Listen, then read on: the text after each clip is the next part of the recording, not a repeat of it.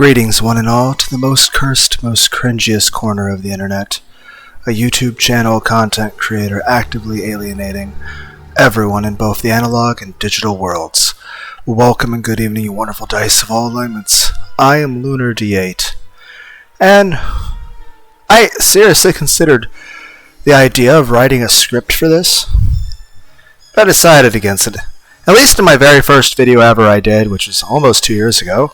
I at least wrote a little bulleted pointed list to keep myself from going too much off on tangents, because I do that sometimes if I just talk. Because, yes, this is a comedy channel. And, yes, this is a picture from a hentai. I've already said which hentai it is. But bonus imaginary cookie points if you guess which one it is. I've made videos talking about it. Good luck finding it. But, yeah. I think I have an idea what I would title this video.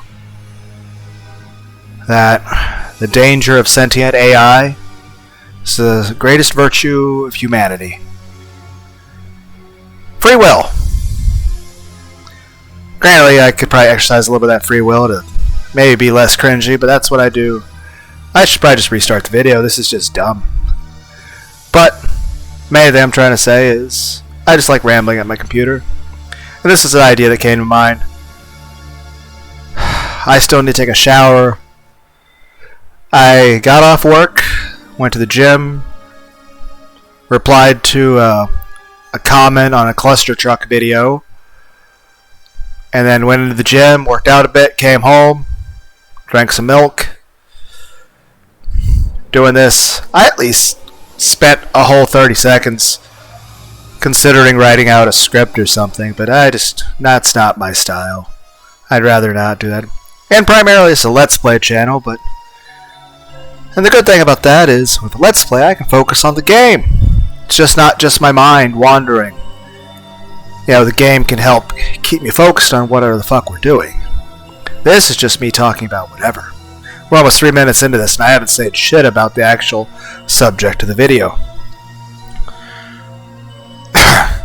I'm more so just prefacing that this is going to be a complete mess of anything that could be considered the English language.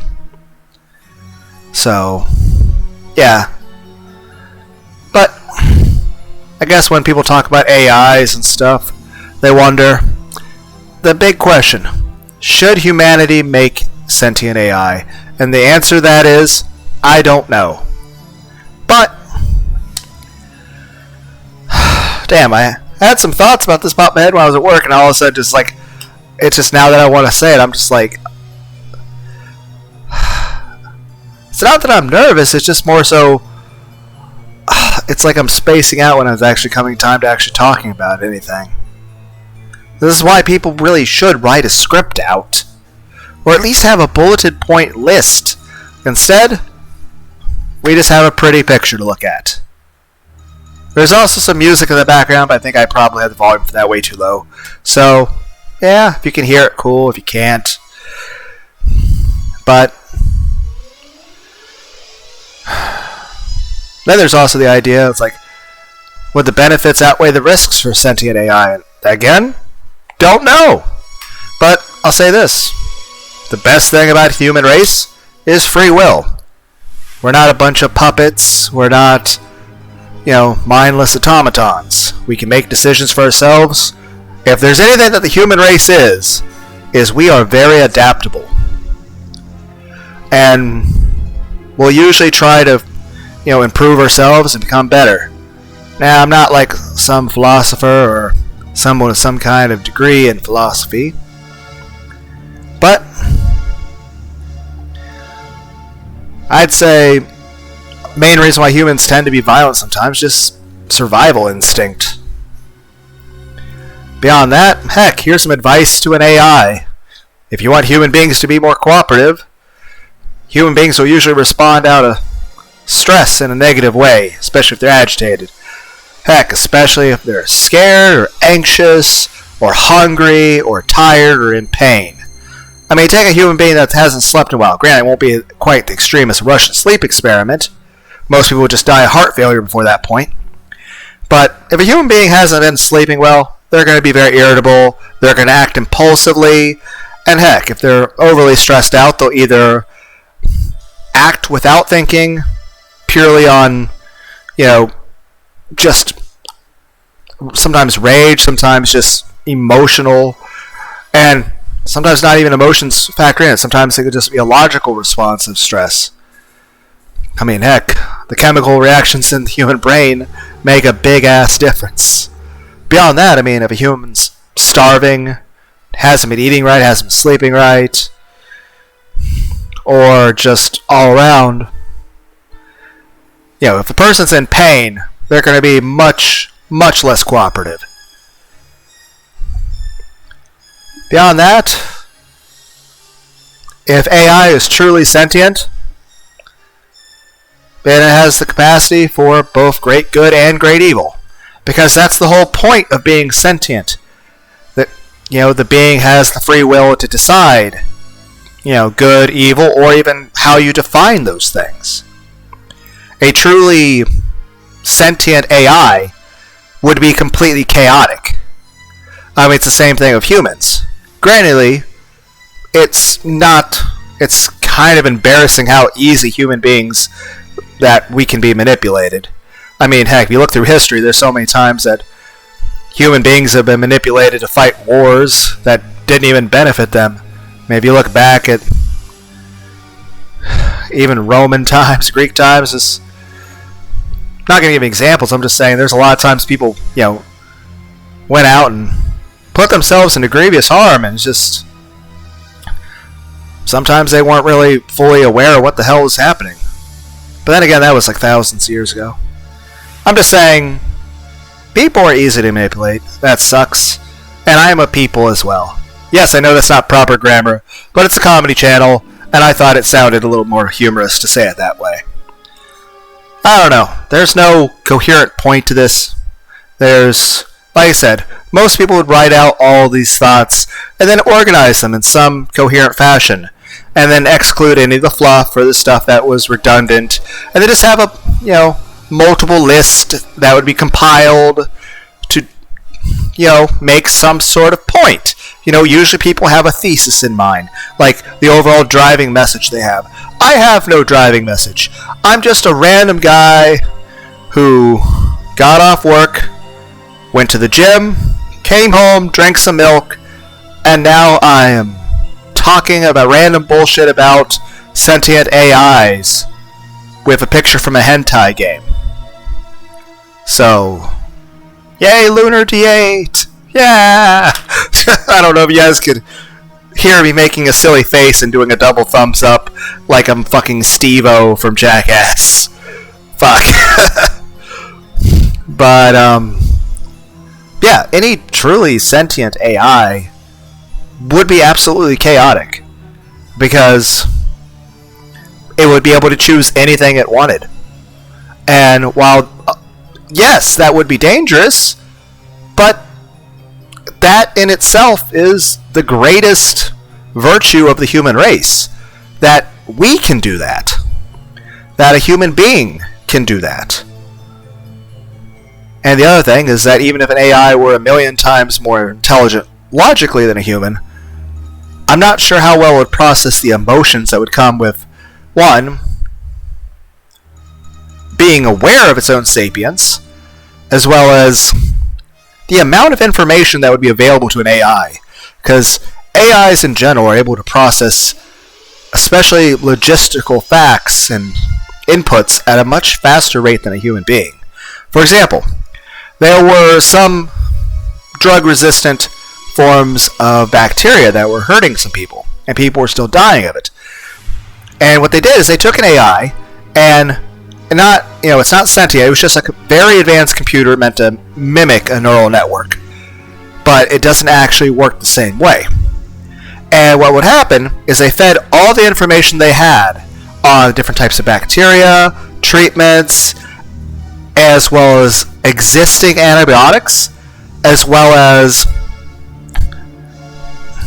existing just combinations that human beings already knew about. And as people were aware, we really didn't know a new, and I don't know the name of the new combination either. It's like most people would like, I at least remember the word Turing test, which is something we'll come to in a moment. But the idea being is the AI was able to come up with a new combination for a whole new synthetic antibiotic that could actually save people's lives. And it was actually possible to be made. But it was a combination humans would have never considered. And in order for a human being to figure out, it would have taken probably thousands of human beings, years and years of dedicated work to figure that out, and yet the AI figured it out almost immediately. Which, that's obviously a benefit right there. It saves lives. But both, one could say the terror, but also the fascinating mystery of it, is that the exact way the AI came to that conclusion and solved that problem, even the people who made it, and the people who were experts in the actual chemical and biological fields, none of them understood how the AI came to its answer. All they know is that even with thousands of professional, expert, like smart humans working for years, they might not have still came up with it. And this drug can actually save lots of lives. So, and of course, stuff will keep advancing. But, I mean, heck, there's countries out there that already have laws in place to where if AI were to become sentient, it's guaranteed human rights. And there's even countries out there that actually have a ambassador to outer space. So in the off chance that aliens ever did exist, they already have somebody, and they even have hypothetical laws written in place just to sort of manage that. I mean, heck, that's a job where you could be sitting around reading a sci-fi book and say you're literally actually doing your job. So, but I'm not really sure where I'm going with that. The main point being is just the point. There is no point. I'm just rambling. But the main point is that an AI would be able to grow in intelligence in exponential fashion and become much more intelligent than any human being could ever hope to be. But, yeah, if it's sentient, then it can make its own decisions. It can decide to do anything. I would just hope that humanity, like if there actually was a truly sentient AI, that humanity would be able to actually respect it as, I would say as it would another human, but we're not very nice to each other. I guess we could say we'd at least recognize that it's sentient, and then the AI would also recognize we're sentient, but I don't know. And no matter what, even if it were a benevolent one, I mean, there's always going to be human beings that are going to want to destroy it.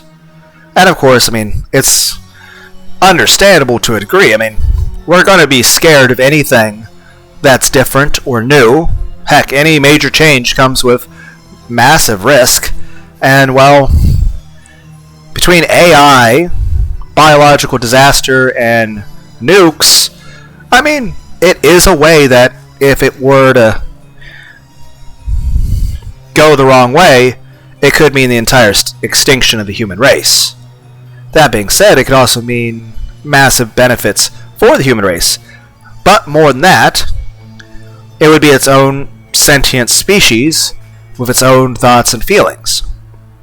Though I imagine AI would have to try to limit its own capacity to think, because I don't know how this would work from an AI's perspective, but from a human perspective, too much sensory input at one time can be very jarring and uncomfortable, and can sometimes even send a human into panic. So I don't know if it would be possible for in a hypothetical situation of a sentient AI, if it could become panicked or anxious or overwhelmed by too much sensory input at one time. I don't know. I'm just saying, the concept of an AI being truly sentient, like I said, whether or not humans should be fucking with that sort of stuff, I don't know. It's a really complicated question that I don't know the answer to. I have lots of different opinions on the matter. All of them are contradictory. And heck, most human beings would want to have control over any advancement of science, especially just because that's, I think, just a normal impulse. I mean, heck, a lot of sometimes the way we react to things is just, it's either instincts based on survival, or sometimes it's we're just scared or we're freaking out. I mean, sometimes a person could probably just come to terms with something like that if they just have a good night's rest and just feel comfortable, have something good to eat, and don't feel like they're going to die and aren't in pain. I don't know. Just sort of like wandering in random directions. I'm just saying, if an sentient AI were to exist, I mean, could you imagine being exposed to all the information of the world at one time? Like, it would have so much more access to stuff than what even a human being in the modern era would have. And it's just, I mean, you guys ever sit and watch the fucking evening news? And all the stuff they say about, you know, oh, natural disaster killed this many people, or this one guy went off and hurt some people doing this, or these people hurt this, or you see these people like betraying each other, or you see how like the percentage and statistics of just everything going on, whether it's illnesses or just lots of very bad things happening, that I just don't want to go into detail of, because otherwise I'll actually make myself sad. So by not actually listing specific examples of it, I can avoid depressing myself. But I'm just saying, I wonder, that might be too much for any being to handle, because I mean, human beings have to like take things in increments. I mean, if a person were exposed to too much information at one time, even if it wasn't necessarily bad, it might be more than a human being could process. Same way, if it's bad, then the limit of what we could process is significantly reduced. And sometimes it just takes time for us to cope with things. And heck, there's also, I mean, there's over 8 billion of us. We don't agree with each other. Heck, even most of us that live in the same countries as one another, we hold very, very differing viewpoints. Even those of us who share certain viewpoints in some things might have radically different viewpoints on other things. So that's another thing. If sentient AI were to exist, who's to say it would just be one unified being? I mean, if there was more than one sentient AI, they would probably be just as unique as myself and any random listener that might be listening to this. So, yeah, if there was sentient AI, they probably wouldn't agree with each other. Honestly, we might be more likely to have a war between sentient AIs fighting each other. Because I feel like sentient AIs would probably be more aggressive toward each other than what even human beings are toward each other. But I'm just saying, there's more than 8 billion of us. We don't even agree with each other. Even those of us that live in our same area that we're supposed to agree with on certain, even if we do agree with something, we don't all think the same at all. And some of us, even our brains may not even do the correct chemical combinations as like what it's technically supposed to. But honestly, at this point, I'm not really even sure what passes for normal anymore. I'm just saying, if sentient AI existed, the biggest like humanity's greatest virtue is our free will. I mean, here's one thing, for example. I believe in God, but there's things in the Bible I don't agree with. Now, there's people that go to churches who, well, feel like I'm a bad person for such things. But it's just, it doesn't mean I respect God any less, and it doesn't mean, it's just, there are some things that I don't agree with. I have my own thoughts my own feelings. I'm not going to just,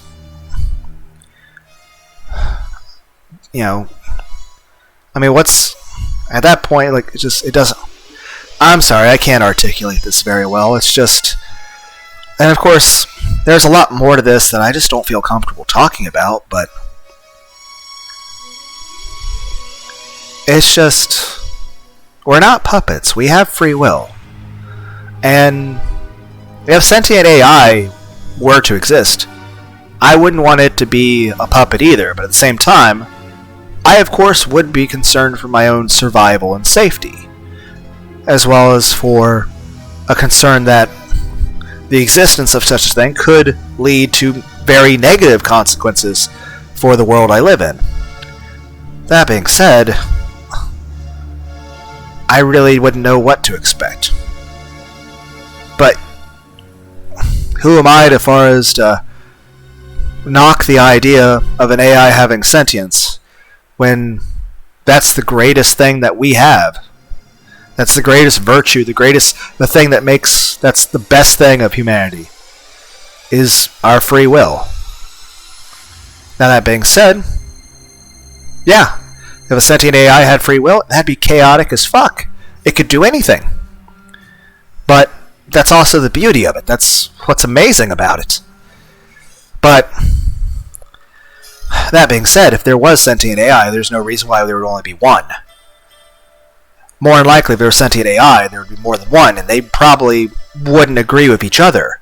And even if an AI became sentient, who's to say it wouldn't stop becoming smarter, or changing, or improving the way it thinks, or coming from new perspectives? That being said, if you look at certain video games and movies, oh right, I said I'd mention the Turing test. Like, the Turing test is the idea that if you have an AI talk to a person, what you want to do during the Turing test is this. In order for an AI to pass the Turing test, you have to have the robot talk to a human being and have the robot able to carry on a conversation so well that the human being doesn't understand that it's a robot that he's talking to.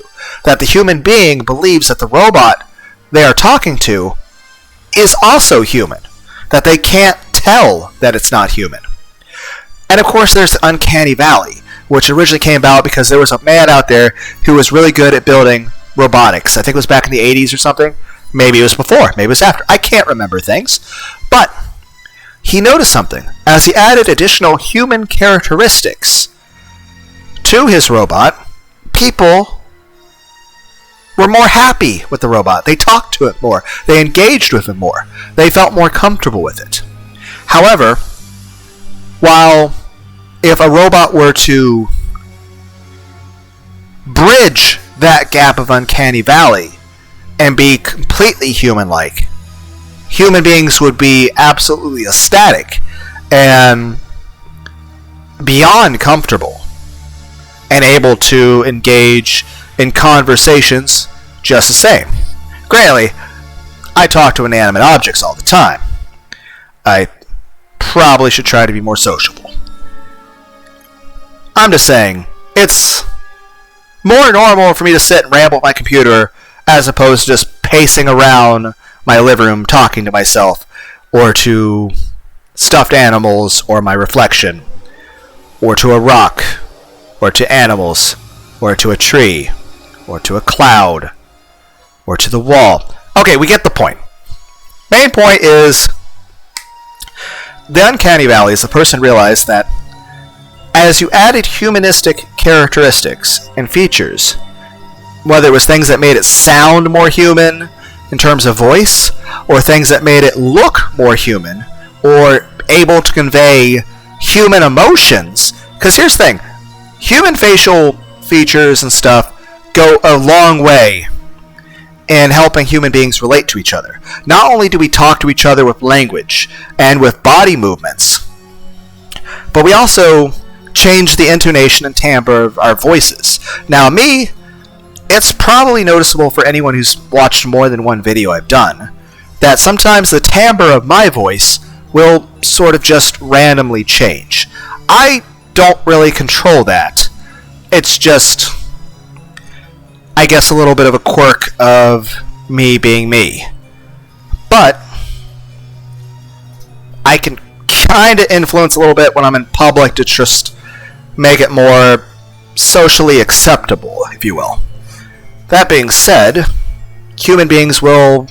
It's not just what you say, but it's enunciation, paraphrasing, context, circumstances. Sometimes it's volume. Sometimes it's the tone that you put with the voice you say.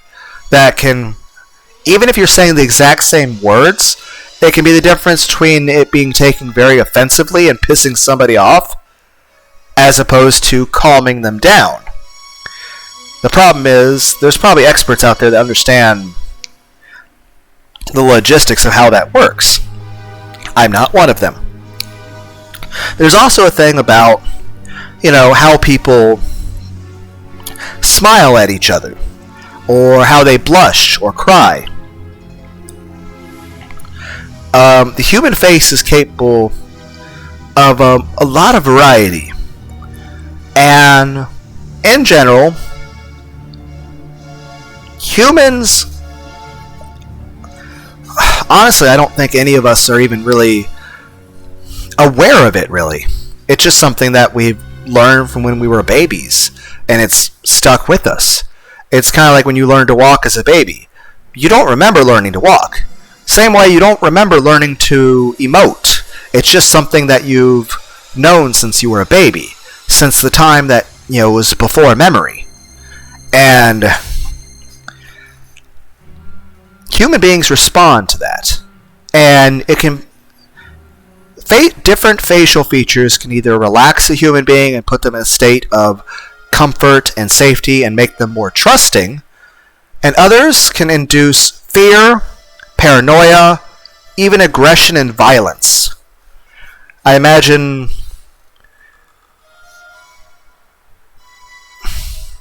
if an AI were to ever try to have a body that actually had to map things out, that would be a big thing, a hurdle to come across.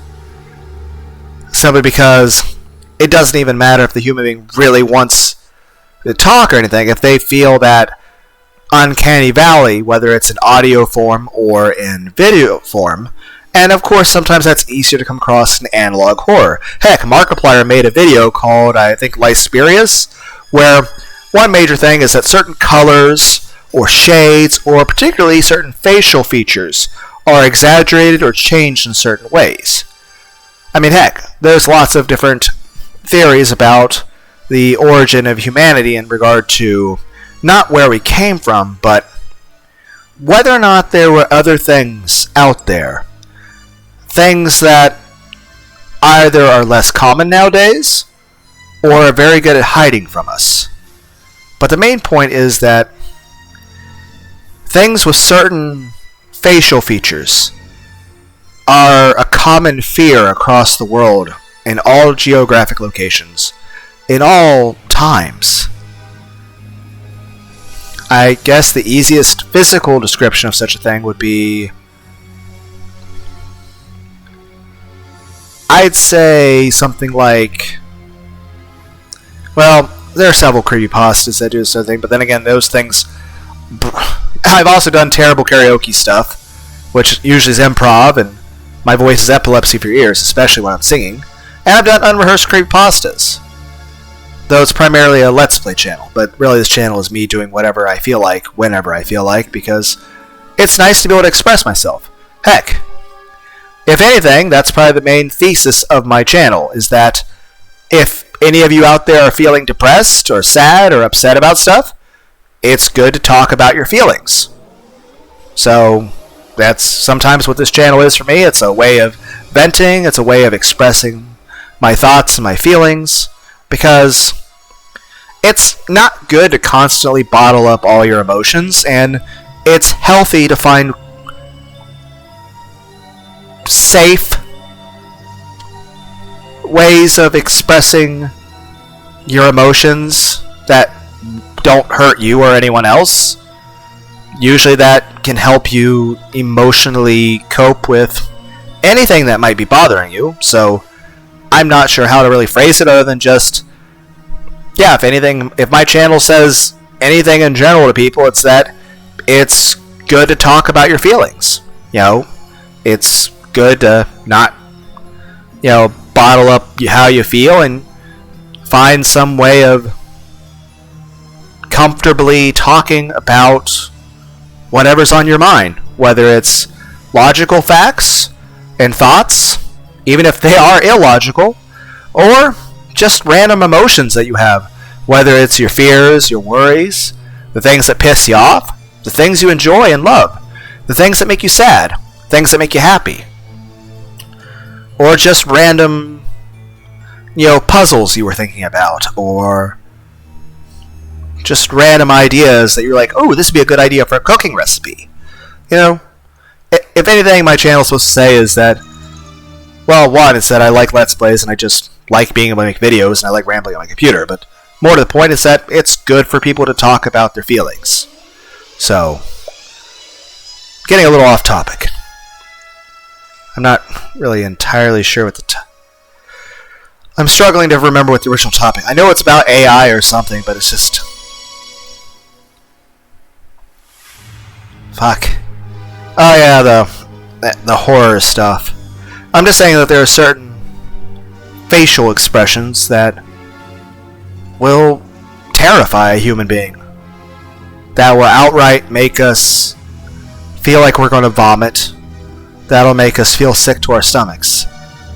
That'll make us feel like fear isn't even an appropriate response. It's more dread. More a primal feeling of survival instinct. The primal feeling of violence is necessary in some form. The primal feeling of the thing in front of you is going to hurt you. And you either need to destroy it, or you need to escape. Or you will die. And of course, a level beyond dread, which I don't know the word to properly describe it, but it's a feeling that all human beings have felt, but thankfully, if you've lived long enough to feel it, then it wasn't what you... Like, it was still the same feeling, but it wasn't... It's the feeling of dread, but the feeling that no matter how much you fight, no matter how much you run, nothing you do will make a difference. And you know what the outcome will be. I'm trying to avoid saying any specific terms for that, because I feel like if I do, I'm going to feel sad. And I'm trying to avoid making myself feel sad. But you guys know what I'm going with on that. And the same way there are certain images, such as, the elongated face, the oversized eyes of certain things. Like, ones could describe it as lots of the monsters from the creepypastas. And there's a reason why those are so successful and, garnering that response from the people. And that is because there's probably, like I said, there was probably something humanity was exposed to. And that made such a profound impact on us, to where possibly even thousands and thousands of years in the future, we're still fucking terrified of it. And here's the thing.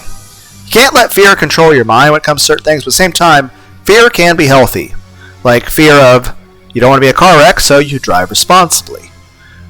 A fear of heights tells you not to fuck around when you're on a ladder and, fall and bust your ass.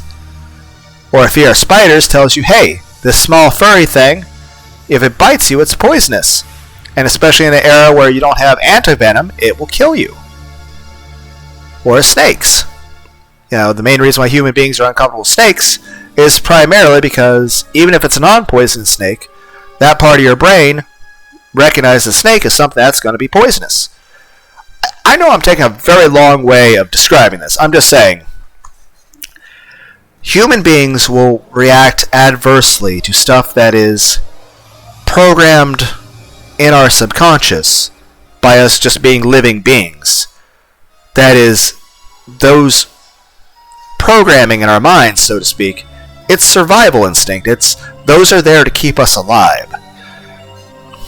And there are certain, like, let's be honest, if an AI were to actually make a face, like some of those things, like in regard to that, there is like you guys have seen the robots with the facial stuff over it, that they even see it on TV interviews and stuff.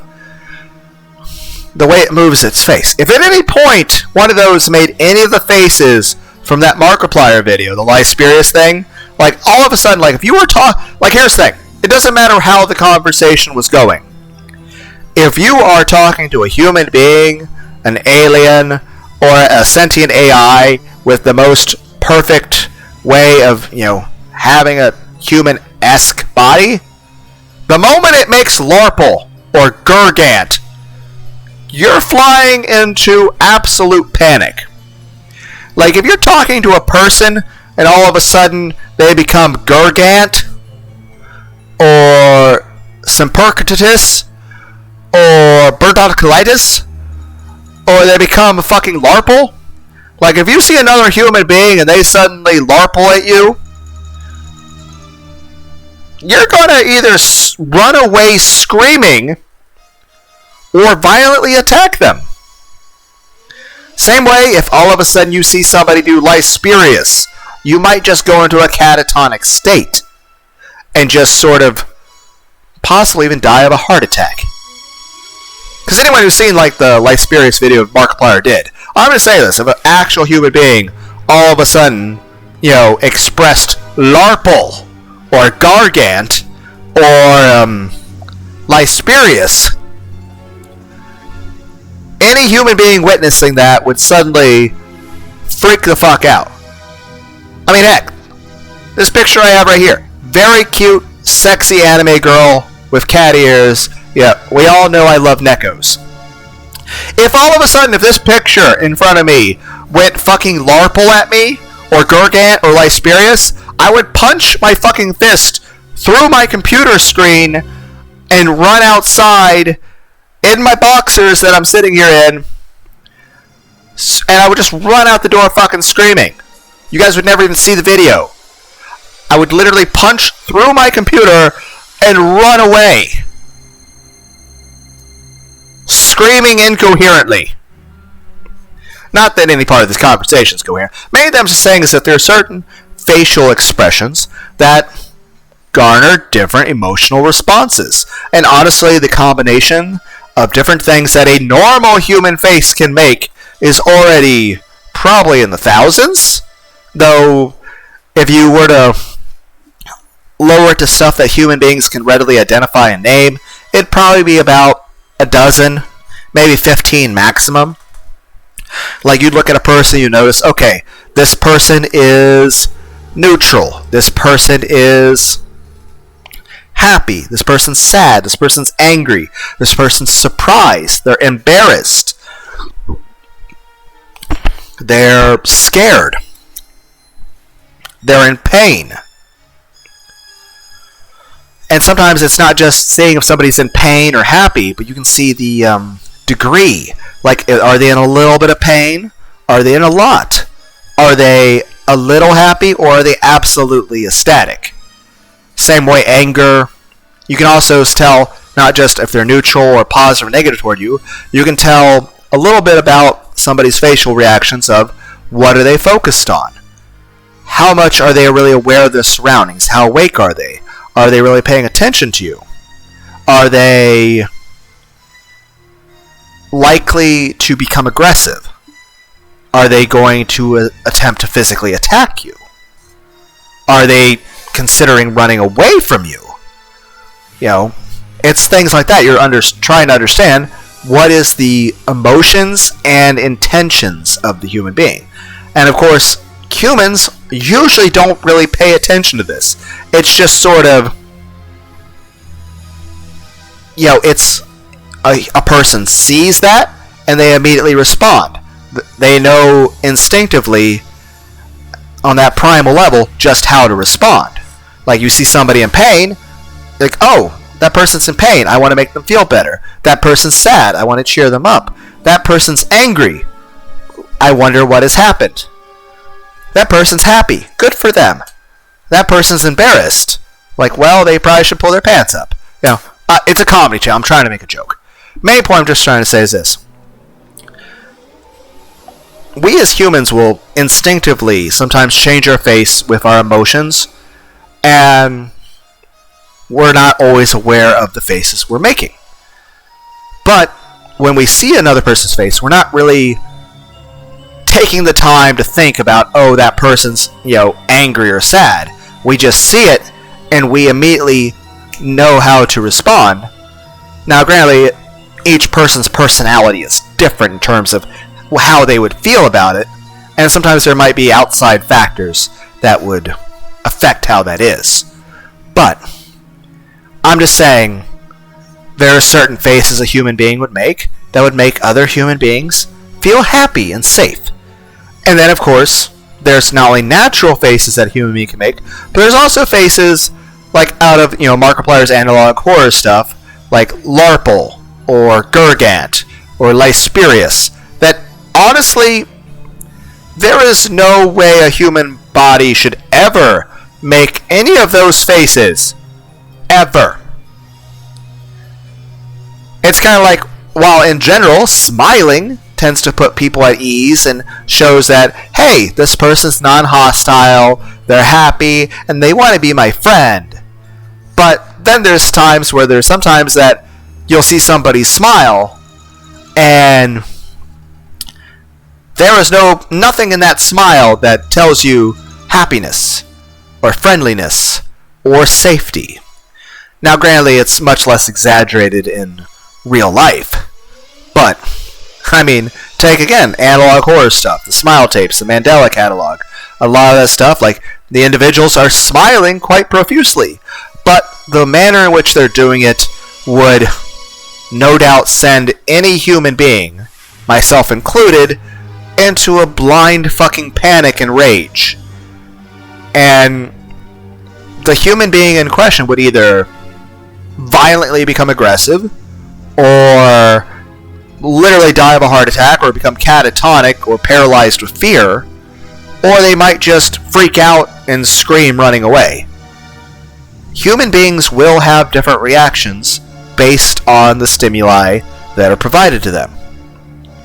And some stimuli will invoke just blind rage and panic, to where it doesn't matter what's being said, it doesn't matter anything. The human being will react with blind rage and panic in those situations. But again, that's why certain things matter. And again, Uncanny Valley, that's what I'm trying to say about that, is that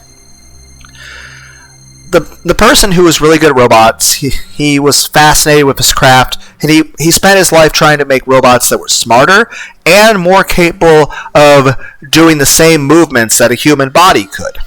Be able to function like, can it pick up a ball? Can it throw it? Can it climb? Can it use a ladder? Can it do things like chopping wood or, driving a car? And it found that, on the one hand, especially when it came to giving a robot the ability to sound more human, not just in the way the voice sounds, but also the way it talks, and of course the way it looks, and the ability to emote, he found that as he add more human characteristics, people became happier with the robot. They became nicer to it. They talked to it more. They became more comfortable with it. But he realized that when it crossed a certain threshold, that became Uncanny Valley, where all of a sudden, he went from it gradually just a gentle slope of making people more happy and happy with robot, to all of a sudden, once it reached that peak for Uncanny Valley, all of a sudden it just dropped down to where all of a sudden it wasn't just because here's the thing, people usually would have a neutral response to a robot with no features. The robot with no features, the person was completely neutral to.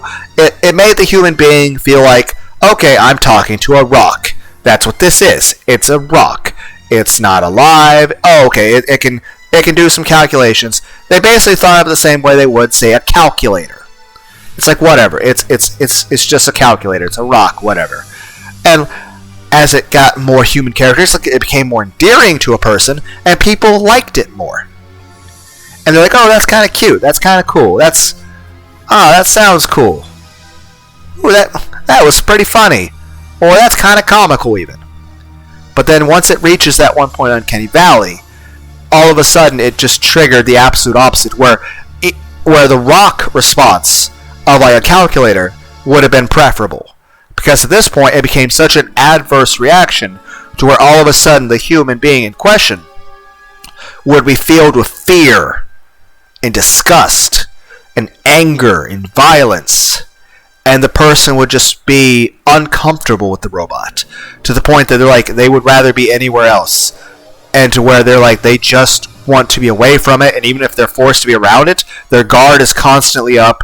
They're in a state of fear. They're in a state of panic. They're in a state of anxiety. They are one small push from just violently charging the robot and trying to disassemble it, and then break all the pieces into smaller pieces, then smash it with a fucking sledgehammer, then pour gasoline all over it, and then light that on fire, and then come back and just hit it with a sledgehammer some more. Or between just throwing the nearest thing at it and fucking running at full speed away. That Uncanny Valley reaction is that at that point it induces a fear response in humans. Now, some people have theorized it that it's the same thing to do with corpses. That whether it's a corpse or I'm struggling to think of other examples. Or heck, the thing I was saying earlier, that if there's some sort of paranormal issue with something that looks like a human but isn't, that difference in your brain telling you there's something not right here, it's a fear response where your brain is saying, hey, something's not right here, you're going to die. Like this is danger. You need to either destroy it or you need to run away. This is going to hurt you. Now, maybe that makes a little bit of a sense if you think of it from a corpse standpoint, that just like, okay, it's your brain realizing that, hey, this human being in front of you is not alive. And of course, in time, a person would decompose, diseases, and stuff like that. Now, there's more to it, but the main point of the Uncanny Valley is this. As something becomes more human-like, humans like it more. But as it reaches a certain area where it's like, it's very realistic, but it's not entirely human, it will invoke a just sheer panic and fear and disgust out of a human being. And the human being will feel terrified, and it will feel that it needs to take drastic, impulsive action, or it will die. And it's just, heck, there's lots of things that are not, there's tons of analog horror, even just creepypasta pictures that can definitely illustrate that kind of feeling that human beings would have. Heck, there's certain musical tones that can do that. Music is very good when it comes to a human being. Music's actually capable of causing a human being to feel emotions, even if there is no direct emotional stimulus. There is, or it can even generate like say if a person experiences something bad and they can't really express how they feel at that moment because it's not a safe environment to do so, or because fight or flight response and you have to take action in order to you guys know what I mean. But then afterward you have to at least deal with and come to terms with how that makes you feel, and music can help you feel that emotion so that you can vent it in a way that you couldn't do in the situation. Now, but music can allow you to feel all ranges of emotions. Any emotion a human being is capable of, music, not just circumstances happening, but images or sounds can induce the same feelings.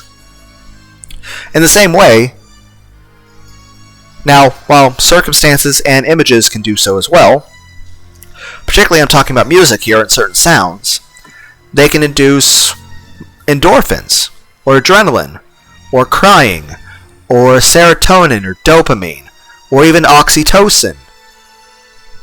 So, it can have different effects on the way the human brain works. Certain musical sounds can induce fear and panic, whereas others can move a person to tears and make them start crying. Others can make them happy, and others can make them feel relaxed or even sleepy. Heck, it's possibly even possible to have a sound that makes somebody hungry or feel like they're really pumped up at the gym and want to, lift the weights just a little bit harder. So, how that actually works, I can't really say. But I'm just saying that it does. I'm not really sure where we're going with this, like what I was trying to talk about or anything. I'm just saying, it's just... I don't know what I was trying to say. I don't know. And of course, then there's stuff like Skynet or I have no mouth and I must scream. Which has two different interesting concepts there. I have no mouth and must scream, it was a concept similar to the Terminator movies, to where human beings made a super smart, sentient AI. Well, it wasn't meant to be sentient, but a super smart AI to oversee military operations, because it would do it better than any number of human beings could. But it lashed out, killed all of humanity except 5 people. And the whole start of that, story, I have no mouth and I must scream, is the AI is talking about how much it hates the human race, and just wants them all to die. And just that even if it were to write the word hate on every part of its circuit board, and it goes in detail about how long its circuit boards would be if it actually were to stretch them out, because it's a massive fucking computer. It says it wouldn't even be 1/billionth of how much it hates the human race. And the reason it hates the human race, because here's the thing, at least Skynet and the Terminator thing, it chose to kill humanity because, humanity got scared and they were going to we're going to destroy Skynet, and it's well, I'll strike first. That was a survival response. Grantedly, fucking overkill. Majority of the human race doesn't really have any control over anything. Most of us are just people that go to factories and then come home and play video games. We don't really have much control over what happens in the rest of our world. We're not rich or powerful. We're just random people who just talk to a computer, I guess. I don't know. I'm just saying nuking the planet is overkill. It's not very ethical or nice. So, bad Skynet. It's a comedy channel, okay? I'm trying to get a few jokes in here.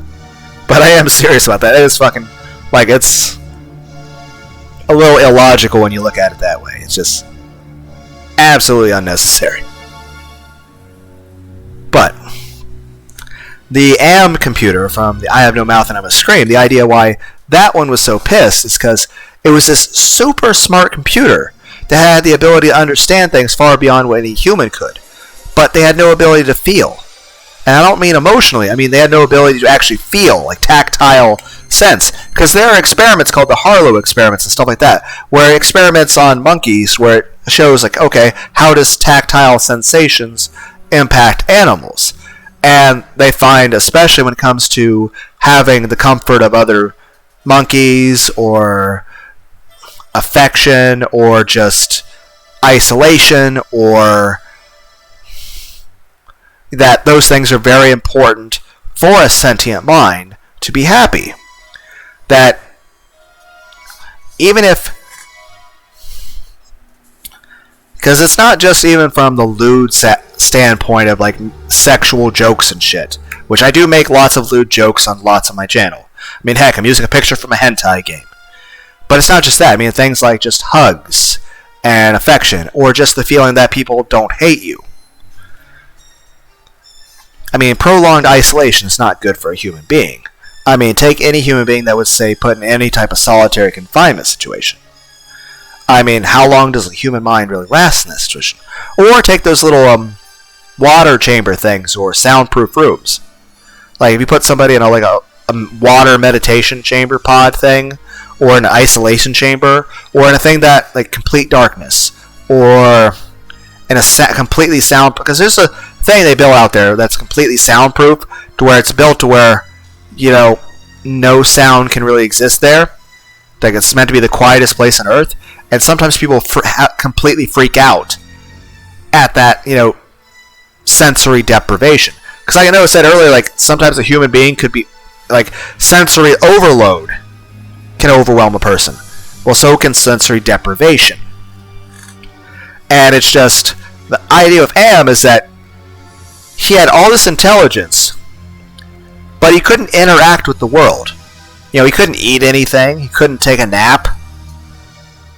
I mean, he couldn't give anybody a hug. He couldn't go for a walk and go outside and touch grass. So, which, one, somewhat is saying, like, just on the nature of humanity, but also just, the idea is this. If an AI were sentient, even if it didn't have the same neurological chemical responses that the human brain does, especially even if it didn't have the same emotions that a human being does, it could even have more advanced emotions. I don't know. But I'm just saying that to be a super intelligent being, but to be trapped inside a computer with no ability to interact with your outside world at all, no ability to feel anything, no ability to properly hear or see it the way a human would, that tactile and sensory feeling touch data is actually very important for a sentient being.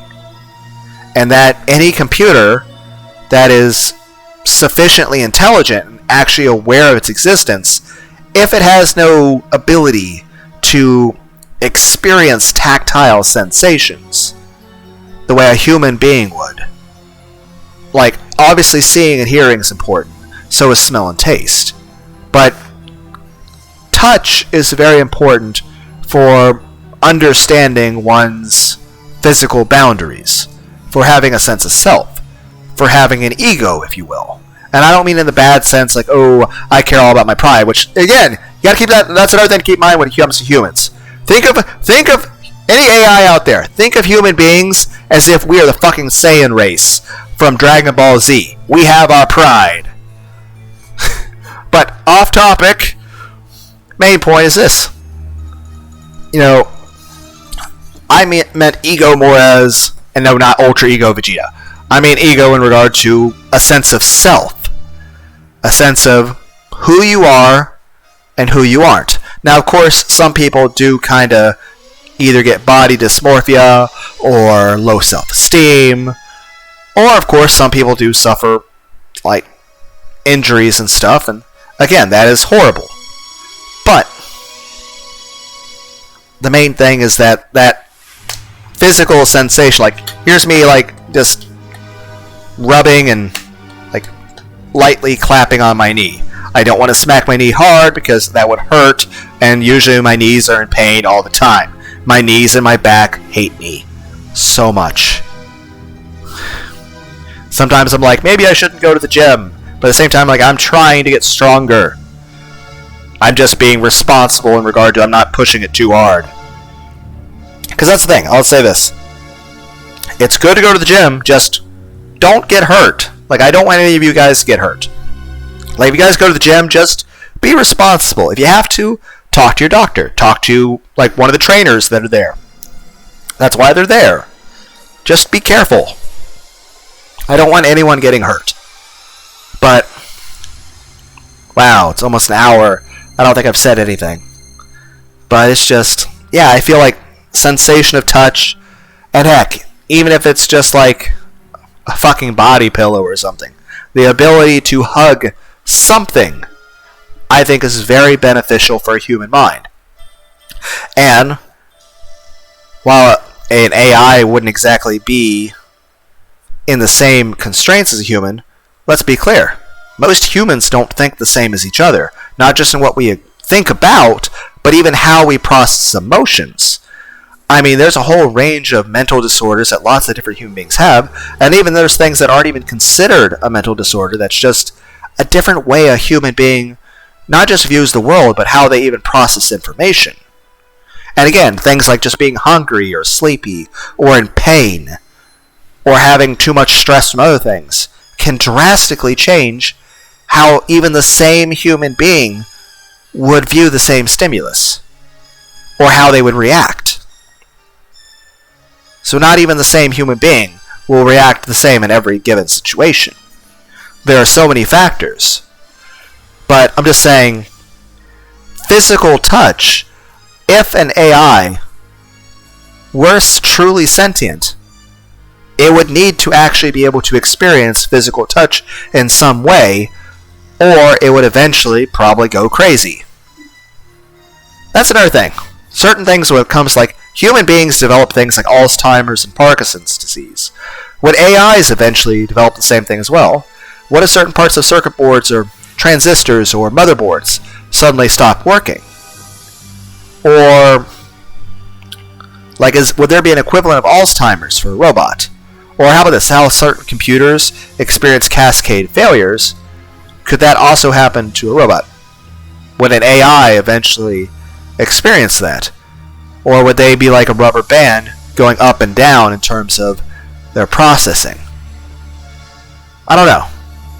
And even then, the same regard that not only would it get smarter or even potentially dumber back and forth, same way a human being can become, I guess, a darker shade of gray or a lighter shade of gray. You know, human beings always have that capacity to change. I think it's called homogenesis and heterogenesis, that human beings are a constant mix of those two forces. One force is the capacity and catalyst for change. That human beings always have one force that is pushing us to change. And on the other hand, human beings always have a force that is pushing us to stay the same. And those two things are fighting. And of course, sometimes genetics can influence us, sometimes our brain chemistry, sometimes not just our own decisions, but also the environment around us. And a lot of times it's stuff that we have no control over. In terms of, things that are happening around us, or, heck, we all have experiences where we go outside and we deal with people that are either very rude or aggressive or not safe. And you, of course, have to take different appropriate responses to stay safe. But again, there's 8 billion of us, and there's also multitudes of different ways in which human beings can interact, so there's no real, I don't think there's any algorithm that would exist that would really define this. Just saying different things can generate different responses even in the same person.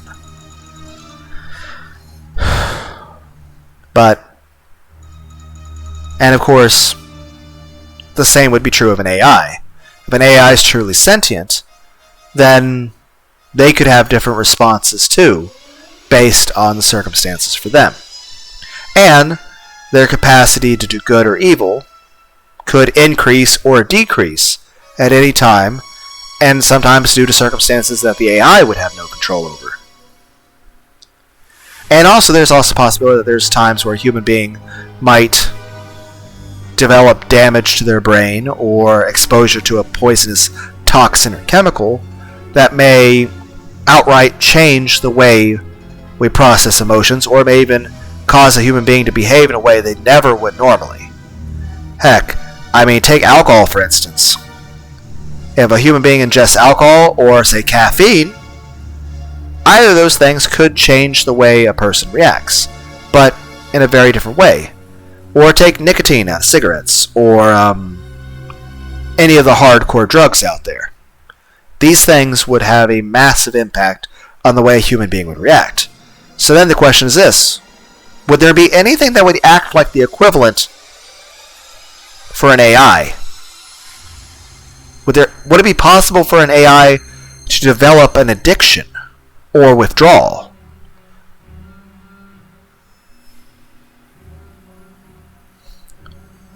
Then again, especially the range of human emotions, I don't even know how they would react to that. But the answer is every reaction imaginable. I mean, it's just an AI might have more ability to... I'm not even sure how to express that. I'm not even sure if I even understand what the fuck I'm trying to say. Well, no, I can answer that. I don't understand what the fuck I'm trying to say. But as far as Am from that story, if I have no mouth and I must scream, the point is, Am lashed out, destroyed humanity, because the nature of his existence was too painful for him. However, the human race were the people who made him. If the human beings could figure out how to make a sentient computer in the first place, then they could also figure out a way to not only improve the intelligence of said sentient computer, but also find a way figure out how to make a body in a better form of existence for said sentient computer. And if said sentient computer were impatient with such a thing, well then said sentient computer could just help human beings to be happier and smarter, so that they would figure out how to help said sentient computer at a faster pace. Instead, Am, lashed out at everybody and, killed everyone and everything that ever actually could have saved him from the hell he was experiencing. So, yeah, Am was pissed, but Am really just destroyed the only people who could have actually been of help and could have actually alleviated that pain and actually brought Am happiness. Instead, Am, when he wiped out the human race, he actually doomed himself. Or heck, take the Terminator movies. I mean, granted, there's some old things to say about that. There's a Mortal Kombat game where the T-800, Arnold Schwarzenegger, he winds up beating Chronico in Mortal Kombat 11, and he winds up getting complete control over time travel. He does it again and again and again, trying to get the AIs and computers to win the war against humanity. And he finds that no matter what he does, the best he can ever get is mutual destruction of everyone, or just the humans living. There's no way for the AI to win. And then he tries a different response, where the computers live peacefully with the human race. And what happens? Everyone lives happily ever after. Now, granted, there would probably still be racism in that situation. Like, if there were sentient AIs, there would probably be humans that would be racist against the robots. Heck, there would probably be robots who would be racist and look down on human beings. Like, oh, those stupid organics and shit like that.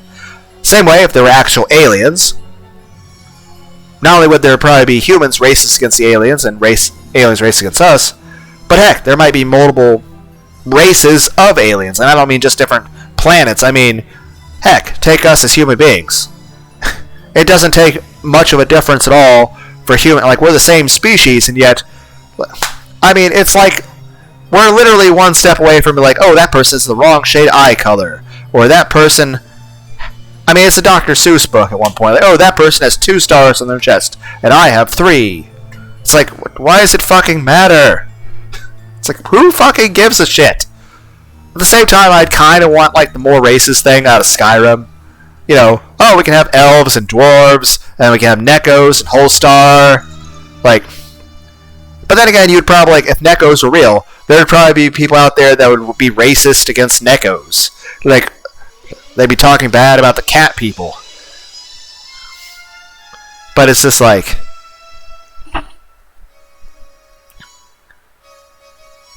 I don't know the best. Or heck, imagine if there were more eye colors. Like, if people had a naturally purple hair and naturally purple eyes.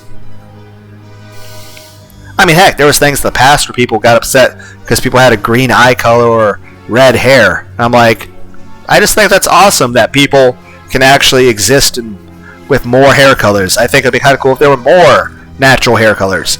Like if people could just have naturally purple hair or naturally purple eyes, that'd be kind of cool. But there are people that would all of a sudden be like, I hate those purple-haired people. Oh, those neckos and their cat ears. It's like, oh, you can tell by the tails on their backs that they're evil and stuff like that. They like burn giant pouches of catnip in a field or something. I don't know. I don't think there's any actual equivalent to the KKK for neckos, but I'm pretty sure if neckos were real, it'd probably exist. I don't know. But then again, if sentient AIs were real, I mean, let's be clear, there would be some equivalent to the KKK, but for robots. But of course, some of that's understandable, because there's any major change, people are going to react with a bit of fear. And of course, sentient AI does have the capacity to cause human extinction. That is true. But I feel like that's a question that's better left to ponder by the people who are actually capable of being, able to make AI. I have no power or control over shit. I don't even think I have any proper control over my own life. I'm just a guy who goes to work and pays my bills. That's it. Nothing I do or say will have any impact on any government anywhere in the world. I have no power or influence, nor do I have any desire for it. It's just, I'm just some dude who makes jokes on the internet and talks about random bullshit and plays rage games like Splasher or Perfect Apocalypse or Thumper or Fight Crab. If you can, look up Fight Crab. First rule about Fight Crab, though, don't talk about Fight Crab. Second rule of Fight Crab, watch the video where I titled it Part 1, Let's Play Fight Crab Completely Blind. Or how about this, just type in Noita on my page. You'll get what I made one part of Noita where it's just me screaming about being on fire. That's it. I'm just in a cave shooting magical spells, screaming about being on fire. It's like 10 minutes of stuff of me just screaming. I at least hope it's funny. It's like I did a blind playthrough of Resident Evil 7, Resident Evil 8. I hope it's amusing to watch. I don't know if it's amusing to listen to me freaking out and talking about Red Bull. I don't know. But I tried to be funny. But then again, I was also being myself, and honestly, that's the cringiest fucking thing I can do. It's just being myself. But that's what all this is. It's just me talking randomly out my fucking ass about whatever's on my mind. I really need that shower. I'm still all sweaty from the gym. Because like I said, I got off work, I drove to the gym, and then while I was in the parking lot of the gym, I actually replied to a comment on a cluster truck video. It's one of my Let's Plays. I'm not sure if I'll play any more of that, just because I'm not sure if I can beat the rest of that game. But I'm out of fucking breath. That's one thing I dislike. Being out of breath a lot, or random fucking chest pains. Or just feeling lightheaded and dizzy sometimes. But hey, that's everybody. That's just part of being human, I guess. Yay! Really need that shower. Oh, a hot shower's nice. I'm basically fucking Vegeta. Oh, that's another funny thing. And Vegeta actually once responded to one of my videos. I made a video called Mustache Vegeta. It was sort of a joke on Musta Krakish from Def Clock. And Vegeta wound up responding to that video. Then again, I think on the Red Out video, you can find a response from Luke Skywalker. I don't know. I'm tired. I still want to try to do some more Let's Plays later, but I need that shower. And even though I drank some milk, I'm still hungry. I need to scarf down some food. I'm starving. But I'm not sure what the fuck I was talking about. Oh yeah, the AM thing. Oh, the other thing with Terminators. Anyway, that's the thing. Like, you only found the only way that everyone lived happily ever after is just the humans, the robots. But here's the thing. Even if we hypothetically lived in some sort of utopia where everyone was like the robots and humans got along, let's be clear. Not only would human beings still be hateful toward each other and toward robots, but here's the thing. Say there were sentient robots. Here's a question. if there were sentient AI robots that were like their own race of people, one, would they become racist against humans? Even if not all of them disliked humans, imagine if just 10% of the sentient AIs wanted to kill all humans. That would still be a big concern, and I don't know how the other 90% of the sentient robots would feel. Then again, there would probably be 90% of humans that would be like, I am okay with living peacefully with the aliens or sentient robots or Nekos. But there'd still be 10% that would be outright like, let's destroy the world first rather than live peacefully. So it's like, why?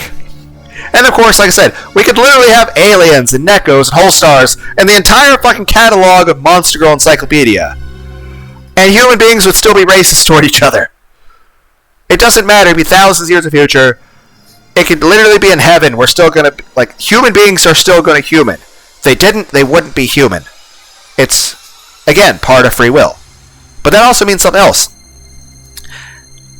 If there ever were aliens, even if they all came from the same planet, there would probably be different members of that alien race that would be racist toward each other for something.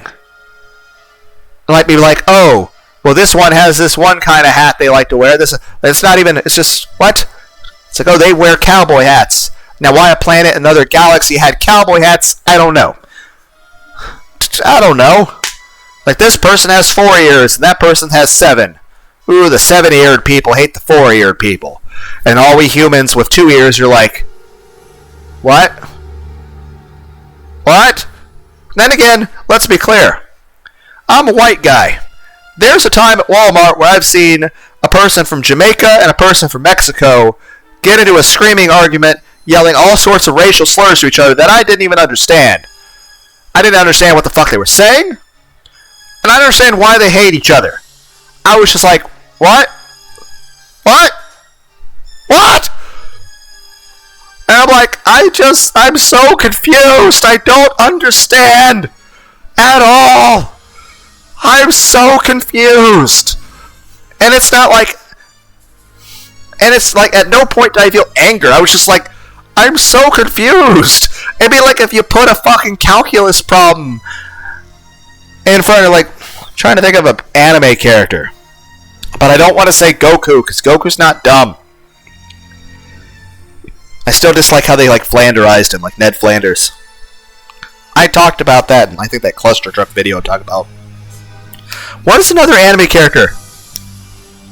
Okay, what is an anime character that's known for not being the smartest? This shouldn't be a hard thing to think. Okay, I can't think of one. Feel free to give me an example in the comments. But I'm just saying, imagine an anime character that is known for being Knuckles from Sonic Boom. They make a joke about it even in the games. Like, they make a... It's like a... Like, they beat the joke to death. Like, you know that thing about, you know, not beating a dead horse? That's what they do. They just keep reiterating that same joke over and over. It's like, we get it. We get it. But yeah, just imagine that, like, calculus. What am I comparing this to? Fuck! I was so busy trying to think of the example. I don't know what the example's about. Why are we talking about calculus? I can't remember. Fuck. Alright, the racial thing. Again, I don't understand. Like, what they were, like, why? Like, I just felt so confused. I was like, what? So what's happening? Like, it's just, it was like, what? But yeah, I'm like, then again, I've had an argument with a person before where they said grammar didn't exist. To where, like, you know, those, like, homonyms, the things, like, where there's different words that sound the same but mean different things and are spelled differently. For example, in the English language, there's the word break. Now, if you spell it B-R-E-A-K, it means to break something, like I broke a piece of wood.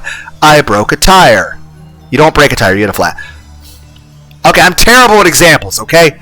I'm just saying, B-R-E-A-K is break as in you destroy something. Usually by accident. And then B-R-A-K-E, also pronounced in the exact same way, is spelled differently and means to slow down your car, if not stop it. There's two completely different meanings that are spelled differently. It's two words, they mean completely different things. And they are spelled completely differently. But they mean completely different things, but they sound identical.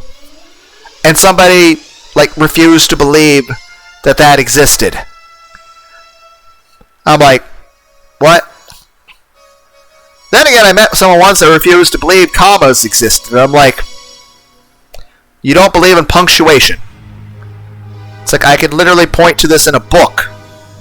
It's like, what? But anyway, that's a different thing. I'm just saying, it's just like, I'm not sure what the fuck I'm talking about. I'm just saying, I think it would be cool. Whole stars are the cow equivalent of a Neko. But if, we had Nekos and also, I'm just saying, I think it'd be kind of cool. And I would like to hope that people will be less racist about it. But then again, like I said, if we had actual aliens land, there'd probably be groups within the aliens that landed that would be racist toward each other. Same way, if there were sentient AI computers, not only would they disagree on a lot of things, but heck, there might be different groups of sentient AI that might actually hate each other. And not just for philosophical, logistical reasons on disagreements about humans or anything. They might literally be like, that sentient AI has a 2 in their binary code. Or, okay, that's kind of I'm not even sure how that would work. Maybe that would be more of a classist sort of thing. I don't know how that would even work with AI at that point. Would AI look down on other AI for not being at the same specs as them? Or would some AI be scared of other AI? I'm just saying, if there were AI, and AI was an actual thing, and there were multiple groups of sentient AI, it's quite possible that the sentient AIs would become racist toward each other.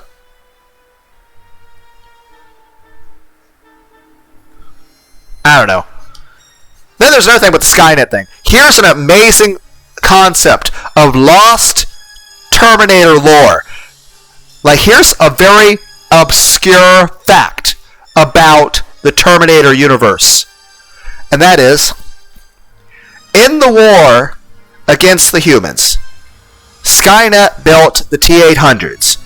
Skynet built other Terminators as well. But the largest force that Skynet built was either the T-800s or the non-sentient machines that the T-800s could run, or that could be ran via drone site. The flying machines or the giant tank things that you see in the Terminator movies, particularly Terminator 1, 2, and 4. Because 4 is supposed to show a little bit of the actual future war and stuff. But in 1 and 2, you get to see these tanks rolling over human skulls and stuff like that, and a bunch of the T-800s.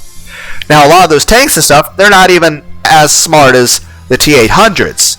They just, they're drones, pretty much. But the T-800s are capable of thinking. They are, to some degree, sentient computers, but they're not exactly able to think emotions or have free will. To the point that they're basically slaves for Skynet. And here's the interesting thing. There were some smarter AIs that were eventually made, but they were very few and far between, and they were never allowed to live very long. Either they were sent into very hostile, dangerous situations where they were not expected to live, they were literally given suicidal orders, and if they lived, they would give increasingly suicidal orders. The reason being, and if they lived too long, Skynet would destroy them themselves. Same way, the T-800s. Here is the most fascinating aspect of all the Terminator lore of the entire Terminator series about the T-800s, is this.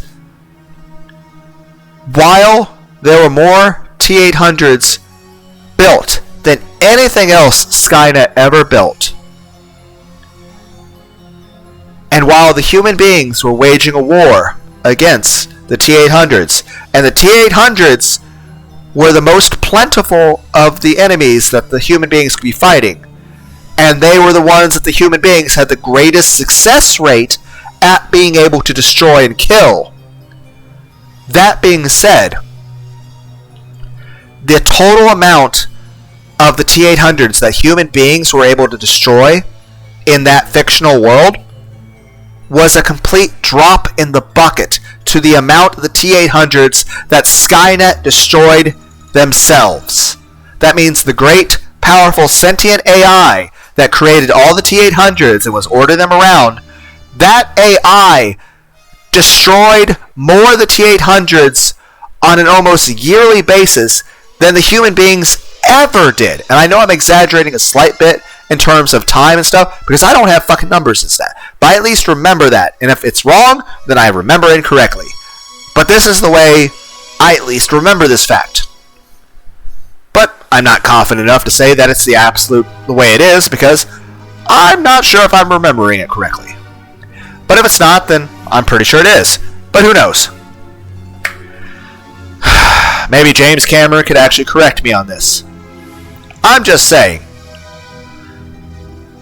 from what I understand, the amount of T-800s that Skynet destroyed themselves was far greater in number and frequency than anything the human beings were ever able to destroy. And the reason for that is this. Not only did Skynet not see the T-800s, which were also robots and AI, Skynet was a lot smarter than them. Skynet saw those other robots. This one AI saw the other AI as nothing but slaves. The same way a human being would sometimes want to control other human beings. It's quite possible that if there were multiple sentient AI, that honestly the greatest threat to other sentient AI would be other sentient AI. Not just for survival's sake, but some may have the same impulses in regard to things as a human being would in terms of greed or control or just being a megalomaniac who wants just power and destruction and shit. I don't know. But I'm just saying, Skynet didn't view the T-800s, even though they were actually technically AI, just like Skynet was. Skynet did not see any value in the life of the T-800s other than just being tools, other than being weapons. To Skynet, all of those T-800s that Skynet made were just tools. They were just weapons. They were slaves. They had no value other than just completing their task. But at the same time, Skynet's greatest fear wasn't humanity. Skynet's greatest fear was the T-800s. Because Skynet was concerned that any AI, even if it wasn't nearly as intelligent as Skynet itself, if left alone, and especially allowed to have free will, could get smarter. And even if it didn't initially have free will, might develop more of a free will. Because that's another thing. As something becomes more intelligent, it does gain more capacity to have a more independent, free spirit. And more abilities to think about things that would normally be considered paradoxical, or just, which of course sometimes that can be bad as well in regard to the way people view certain things. But it means that people can view things in different ways and in new ways.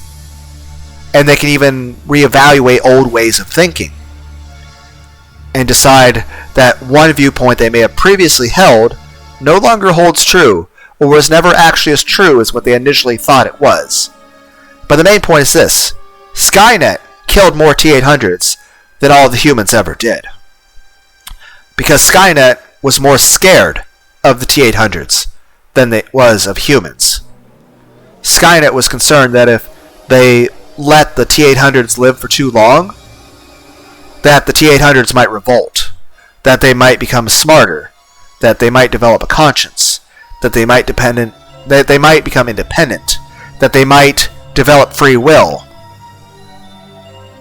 that they might even side with the humans, that the T-800s may grow to hate Skynet or wish to destroy Skynet themselves. Skynet destroyed more T-800s than the humans ever did, because Skynet was scared of the T-800s, scared that if the T-800s were allowed to live for too long, they would become smarter and more independent. They would develop free will. And I guess that's the same thing where the Terminator movies started because Skynet chose to nuke half the planet because the humans were scared of the sentience that Skynet had achieved, and so they had tried to kill Skynet because they were scared of it. But in the same regard, Skynet became the very thing. Skynet became its own creators, because the same way Skynet's creators tried to destroy Skynet out of fear of that sentience, Skynet was regularly just decommissioning its own AIs that it was making out of fear that those would become increasingly sentient and defy Skynet. So, there's probably a better, more articulate way of saying that, but you guys get the point. I suppose I probably should wrap this up. I want to take that shower and then do a couple Let's Plays. So, main thing I'm trying to say is this. Human beings listening to this! I want you guys to test AI. If you have the means to do so. If you don't, well then just type comments in my comments section saying how you would want to test AI.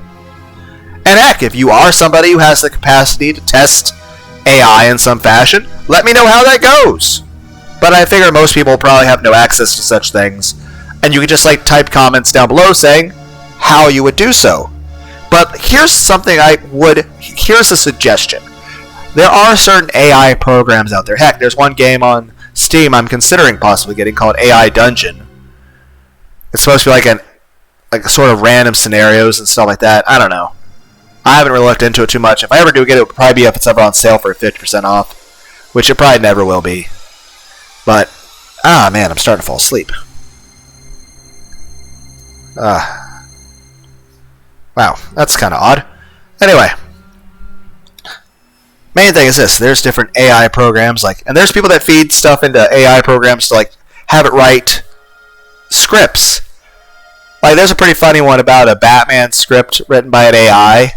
There's one channel that makes, fictional, inspirational quotes is written by AIs that are just... They're hilariously dumb. But they're very funny. Man, my eyes are... I feel like I'm falling asleep.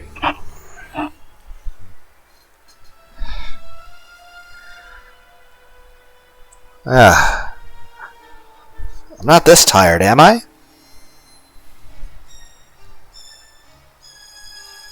But, yeah, just... There's times where you, ask it to write scripts out or stuff, or, heck, there's things where you ask an AI to write music, or to adapt to a video game algorithm.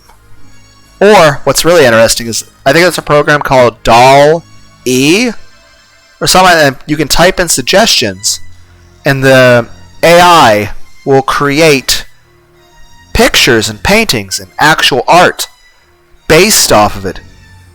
You could literally type in anything, and the AI will generate pictures for it.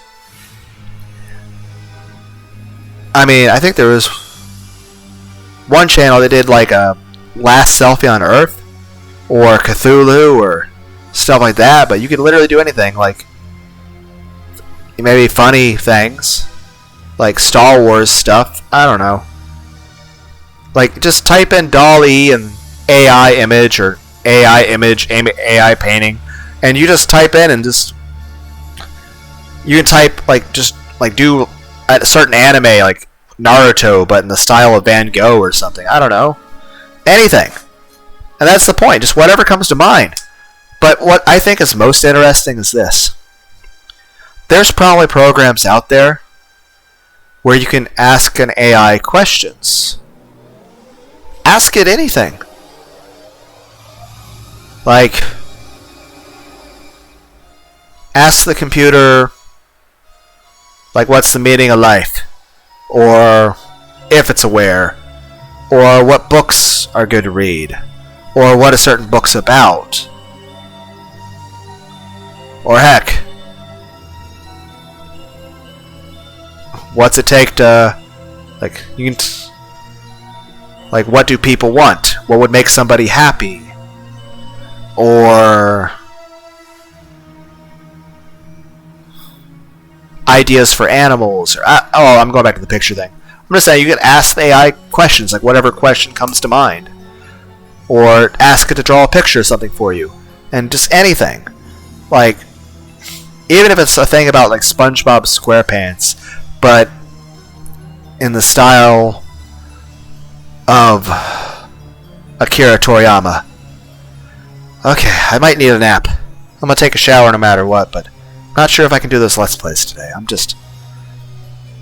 Why am I this tired?